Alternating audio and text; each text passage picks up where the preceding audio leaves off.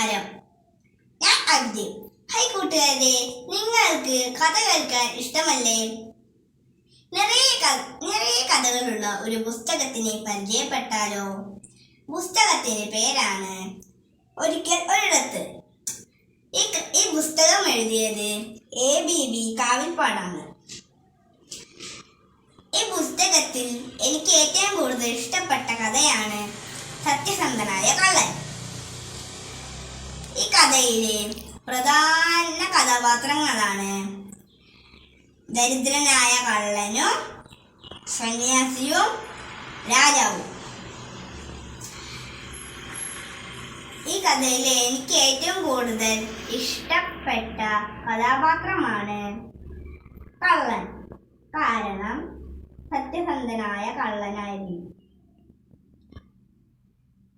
ഈ കഥയിൽ പ്രധാനമായും ഉൾക്കൊള്ളിച്ചിട്ടുള്ളത് കള്ളന്റെ സത്യസന്ധതയെ കുറിച്ചാണ്.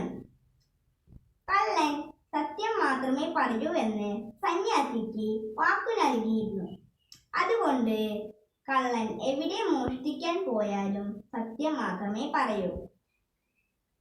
അങ്ങനെ ഒരു ദിവസം കള്ളൻ രാജകൊട്ടാരത്തിലേക്ക് മോഷ്ടിക്കാൻ പോയി.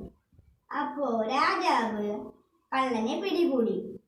കള്ളന്റെ സത്യസന്ധത നേരിട്ട് മനസ്സിലാക്കിയ രാജാവ് കള്ളനെ മന്ത്രിയായി നിയമിച്ചു.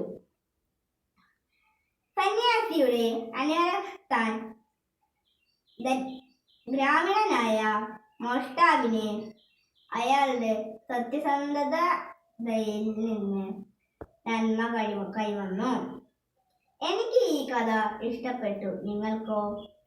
നന്ദി.